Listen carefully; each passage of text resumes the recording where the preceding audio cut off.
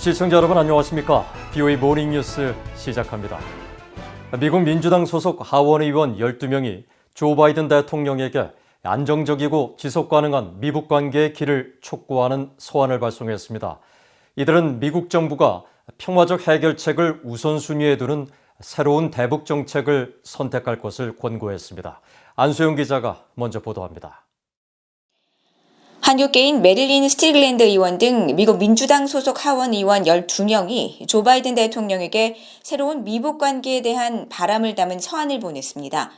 의원들은 최근 바이든 대통령과 토니 블링컨 국무장관, 로이드 오스틴 국방장관에게 발송한 서한에서 바이든 행정부의 대북 정책 검토가 의미 있는 미북 관계 진전과 핵 위험을 줄일 수 있는 평화적 해결을 우선순위에 두는 기회가 되길 바란다고 밝혔습니다. 그러면서 2020 회계연도 국방수권법을 거론하며 해당 법이 북한의 비핵화를 보장하기 위해서는 외교가 필수적이며 공식적인 한국전쟁의 종전선언이 그 목표를 향해 중요한 역할을 한다는 의회의 인식을 담고 있다고 주장했습니다. 하지만 지난 116대 의회에서 발의됐던 한국전쟁 종전선언 결의안은 연방 하원 의원 435명 가운데 50여 명만이 지지해 하원 외교위에 상정조차 되지 못한 채 자동 폐기됐었습니다. 의원들은 또 서한에서 바이든 대통령이 역내 미국의 동맹, 파트너 국가들과 함께 지속적인 대북 외교 노력에 초점을 맞출 것을 강력히 촉구한다고 밝혔습니다. 그러면서 전부 아니면 전무식의 접근법으로는 한반도의 평화와 안보를 진전시키지 못할 것이라며 북한의 비핵화 해법으로 점진적이고 상호적이며 검증 가능한 과정을 지지한다고 덧붙였습니다. 아울러 미북 간 이산 가족들의 상봉 기회가 빠른 속도로 줄어들고 있는 것은 불행한 일이라며 북한과 미국 내 이산 가족 상봉 촉진을 촉구한다고 말했습니다. 또한 대북 인도적 지원의 접근 개선을 위해 북한에 대한 여행금지 조치 해제를 비롯해 인적 교류 활성화와 인도적 활동에 대한 제재 면제 확대도 필요하다고 권고했습니다.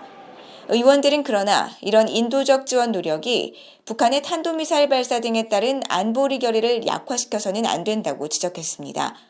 그러면서 미국은 북한이 최근 탄도미사일 시험을 통해 유엔 안보리 결의를 위반한 데 대해 경종을 울려 북한 정권의 도발을 억제해야 한다고 강조했습니다. BOA 뉴스 안소영입니다. 북한 정권의 무력 도발에 대해서는 무관용 원칙을 적용하는 게 한국 정부의 입장이며 북한이 군사적 오판을 하지 말아야 한다고 한국 정부가 경고했습니다. 또 미북 대화의 조기 재개를 희망한다는 뜻도 밝혔는데 바이든 행정부는 북한의 비핵화를 위한 외교적 노력과 제재 유지, 동맹과의 조율된 대응을 강조하고 있습니다. 조상진 기자입니다. 정의용 한국 외교부 장관은 21일 서울에서 열린 관훈클럽 초청 토론회에서 북한의 무력 도발에 대해서는 무관용 원칙에 따라 대응하는 것이 한국 정부의 입장이라고 밝혔습니다.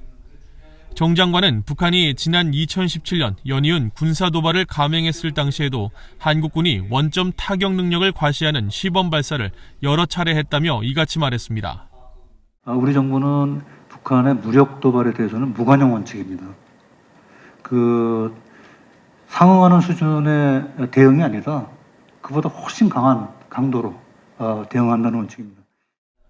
정 장관은 또 남북 관계가 경색된 과정을 설명하면서 지난해 북한의 일방적인 개성 남북 공동연락사무소 폭파에 대해 정말 있을 수 없는 일이라며 북한 당국이 반드시 책임져야 할 사안임을 분명히 했습니다. 이 문제에 대해서는 북한이 반드시 사과뿐만이 아니라 확실한 재발 방지 약속을 해야 되고 또 우리가 이게 사실은 우리 국가 재산이었기 때문에 우리 국가 재산에 대한 보상도 반드시 있어야 될 겁니다.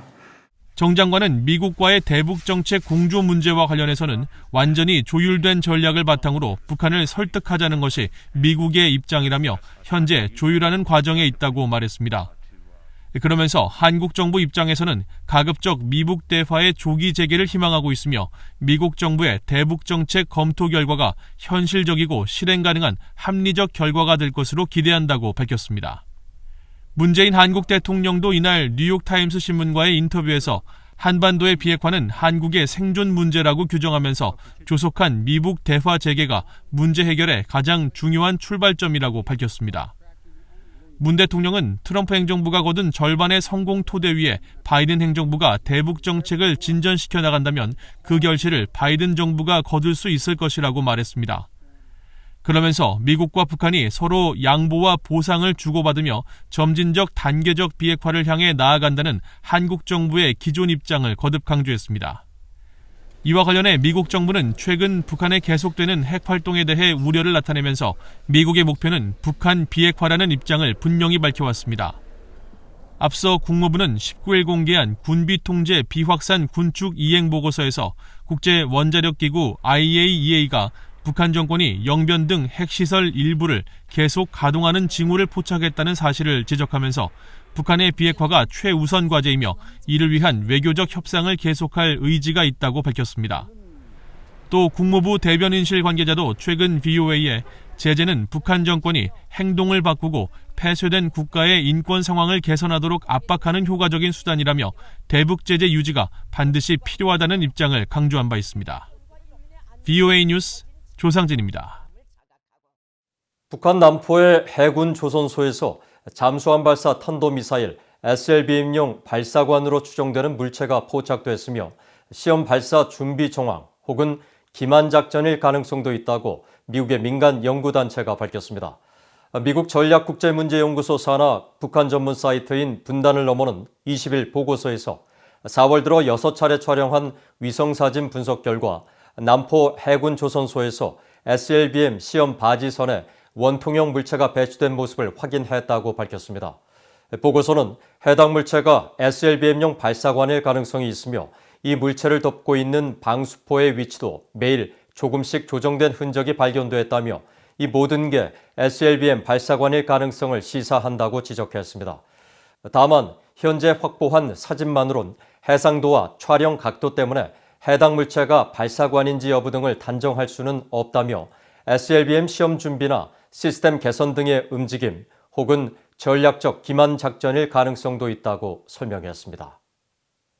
국제 언론 감시단체인 국경 없는 기자회가 다시 북한의 언론 자유 수준을 세계 최악이라고 평가했습니다.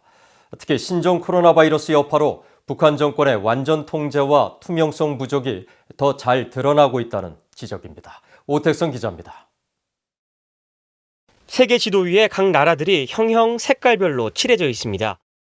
국제 언론감시단체인 국경 없는 기자회가 각국의 언론 자유 수준을 평가하면서 언론 자유가 없는 나라일수록 진한 색으로 표시한 건데 북한은 아예 검은색으로 칠해져 있습니다. 국경 없는 기자회는 20일 발표한 연례 2021 세계 언론 자유 지수에서 북한이 전체 평가 대상 180개국 가운데 179위를 차지했다고 밝혔습니다. At the very bottom, we have Turkmenistan, we have North Korea, and Eritrea. They are really the worst offenders when it comes to press freedom. Maybe people don't know where to find information or information is being withheld from them. 이날 보고서는 북한이 순위를 공개하며 완전한 정보 통제 국가라고 설명했는데 특히 최근 이어지고 있는 신종 코로나 바이러스 팬데믹 상황에서 이런 통제 상황이 잘 드러나고 있다고 지적했습니다. 북한 정권이 감염 확진 사례가 단 한 건도 없다고 주장하면서 국제사회에는 도움을 호소하는 상황이 북한의 투명성 결여를 잘 보여준다는 겁니다. 보고서는 또 김정은 위원장이 집권한 2012년부터 북한 정권은 계속해서 주민들을 무지한 상태로 만들고 있다며 북한에는 스마트폰을 비롯해 휴대전화가 널리 사용되고 있지만 인터넷이 아닌 내부망, 즉 인트라넷을 사용하도록 해 정권이 완벽한 통제를 유지할 수 있도록 한다고 덧붙였습니다. 또 북한에선 조선중앙통신만이 유일한 공식 뉴스 소스라며 북한 주민들이 외부 매체를 접하려고 시도하면 강제 수용소로 보내진다고 보고서는 지적했습니다. 북한은 이런 이유 때문에 최근 몇 년 동안 이 단체로부터 투르크메니스탄, 에리트레아와 함께 언론 자유 관련 지옥의 트리오로 불리고 있습니다. 필리핀의 시민 저널리즘 언론 레플러의 창립자 겸 CEO인 마리아 레사는 이날 웨비나에 참석해 사실 전달의 중요성을 강조했습니다. When you do not have facts, you can't have truth. Without truth, you can't have trust. Without any of these, you not only can't have democracy, but it is impossible to solve these existential problems that we're facing globally. 한편 국경 없는 기자회는 언론 자유가 가장 우수한 나라로 지난해에 이어 노르웨이를 1위로 꼽았고 그 뒤를 핀란드와 스웨덴, 덴마크 등 북유럽 국가들이 이었습니다.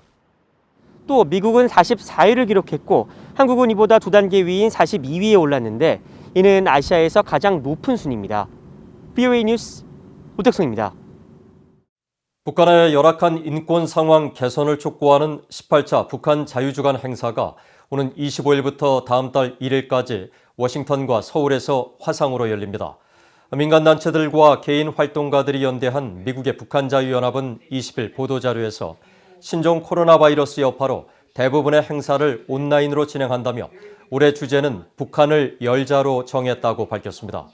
특히 북한의 심장과 마음, 국경을 열자는 목적으로 기도회, 미국의 전문가들과 고위 탈북민들을 초청한 인권 토론회, 대북 정보 유입의 중요성, 탈북민 구출 방안 등을 논의하는 다양한 행사들이 열릴 예정입니다. 이 단체의 수전 솔티 의장은 BOA에 코로나 여파와 한국의 대북 전단 금지법 논란, 북한 정권의 반동사상 문화 배격법 등으로 북한 주민들이 어느 때보다 고립과 폐쇄 속에 살고 있다면서 북한인들의 심장과 마음, 국경을 열기 위한 다양한 협력 방안을 모색할 것이라고 말했습니다. 북한의 열악한 인권 실상을 알리며 국제사회의 관심과 개선 노력을 촉구하는 북한 자유주간 행사는 지난 2004년부터 워싱턴과 서울을 번갈아가며 개최되는 연례 행사로 미국의 북한인권법 제정과 유엔 북한인권 결의안 채택 등 북한인권 개선을 위한 국제사회의 단합에 기여했다는 평가를 받고 있습니다. 북한 정찰총국의 지휘를 받는 것으로 알려진 해킹 조직 라자루스가 한국을 대상으로 신종 해킹 공격을 펼친 정황을 포착했다고 미국의 사이버 보안업체가 밝혔습니다. 미국의 사이버 보안업체 멀웨어바이츠는 최근 보고서를 통해 북한 해킹 조직 라자루스가 문선의 그림 파일에 악성 코드를 숨겨 보안 체제를 회피하려 했으며 기술적 분석을 통해 과거 라자루스가 사용한 악성 코드와의 유사성을 확인했다고 밝혔습니다.